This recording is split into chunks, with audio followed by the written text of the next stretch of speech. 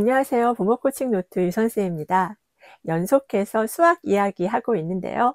우리 부모님들 자녀의 수학 교육에 고민 많으시죠? 수학이 진학, 진로와 관련해서 다른 어떤 과목보다 영향을 많이 주고 있는 게 또 현실이다 보니 부모님으로선 어려움이 크실 것 같습니다. 그래서 오늘은 그럼 저는 저희 집 아이들의 수학 머리를 만들기 위해 제일 먼저 뭘 했는지 말씀드려 보려고 해요. 취학 전부터 신경을 썼다면 썼다고 할 수 있는데요. 본격적인 수학 교육에 들어가기 전에 제가 특별히 신경 쓴 건 두 가지입니다. 하나는 악기 교육이고요. 다른 하나는 독서예요. 저희 집 아이들은 5세부터 악기 교육을 시작했습니다. 유아의 악기 교육과 수학적 사고력 간의 연관성을 잠깐 말씀드려 보면요. 조기 음악 교육은 음악 능력뿐 아니라 언어, 수리적 사고, 기억력 등 다양한 인지 기능에 긍정적 영향을 줄 수 있다는 연구들이 있어요. 악기 연주는 논리적 사고를 담당하는 좌뇌와 창의적 사고를 담당하는 우뇌를 동시에 활성화하는데요. 특히 수학적 사고력과 관련된 전두엽과 두정엽이 자극된다고 합니다. 뇌 영상 연구 결과들에 따르면 악기 연주 중 활성화되는 신경회로는 수학적 문제 해결 능력과 관련된 영역과 겹친다고 하네요. 또 아이가 음악의 패턴을 이해하고 연주하는 과정은 수학적 패턴 인식 능력에도 도움이 되고요. 악기 연주는 공간과 시간의 추론 능력을 키우는 데도 도움이 된다고 해요. 피아노를 배울 때 아이는 그 건반의 위치와 음의 길이를 동시에 고려하게 되는데요. 이런 훈련이 수학에서 요구되는 공간적 추론 능력과 수열 같은 시간적 순서의 이해에 도움을 준다고 합니다. 또 아이들은 어떤 악기를 배우든 악보를 이렇게 통으로 외우곤 하죠. 일부러 외우게 훈련하기도 하고요. 이렇게 아이가 악보를 읽고 외우는 과정을 통해서 논리적 사고력과 기억력을 발달시킬 수 있는데요. 한마디로 음악 교육을 통해 아이의 뇌를 자극해서 인지 기능 전반을 발달시킬 수 있다는 거죠. 미취학 아동을 자녀로 두신 분들 계시죠? 취학 전 교육을 고민하고 계신다면 아이가 흥미를 보이는 악기를 가르쳐 보면 어떨까요? 악기 교육을 통해 수학 학습에 꼭 필요한 패턴 인식 능력, 공간 지각 능력, 논리 사고력, 추론 능력, 문제 해결력, 언어 능력을 한 번에 챙겨보시기 바랍니다. 참고로 저희 집 아이들은 두 아이 모두 피아노와 바이올린을 차례로 배웠어요. 피아노를 먼저 배웠고 본인들이 바이올린을 원해서 바이올린으로 옮겨 배웠습니다. 다음은 독서인데요. 앞서 제가 독서 교육에서도 말씀드렸지만 출생 직후부터 하루도 빠지지 않고 아이들에게 책을 읽어줬습니다. 독서는 수학뿐 아니라 모든 교육의 기본이 된다고 제가 몇 차례나 강조해서 말씀드렸죠.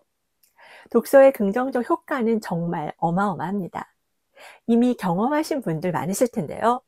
문해력 부족은 수학 학습 과정에서 종종 문제가 되는데요. 아이가 문제 자체를 이해하지 못하는 거죠. 교사나 부모가 문제를 이렇게 쉽게 풀어서 설명을 해줘야 문제를 겨우겨우 이해하는 아이들 의외로 많습니다.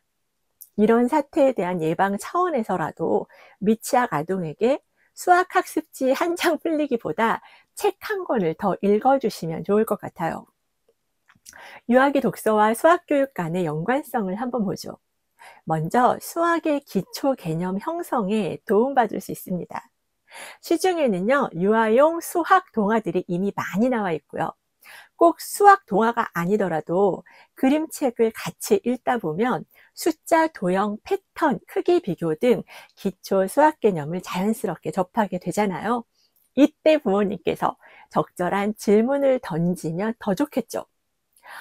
토끼집은 어떤 모양을 하고 있니? 할머니는 감자와 양파를 몇 개씩 사셨니?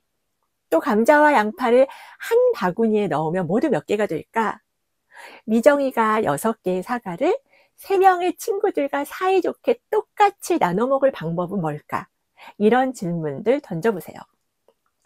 이야기책을 활용한 수학교육이 아동의 수개념 형성에 긍정적인 효과를 미친다고 하니까요.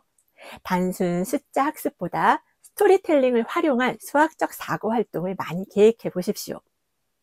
또 수학 개념을 정확히 이해하려면 언어적 사고력이 바탕이 돼야 합니다. 독서야말로 언어 발달에 가장 좋은 길이죠. 언어가 돼야 수학도 잘할 수 있어요. 꼭 기억하시고요. 책 읽기는 수학에 대한 초기 흥미와 동기부여에도 좋습니다. 수학 관련 그림책을 활용하면 좋겠죠.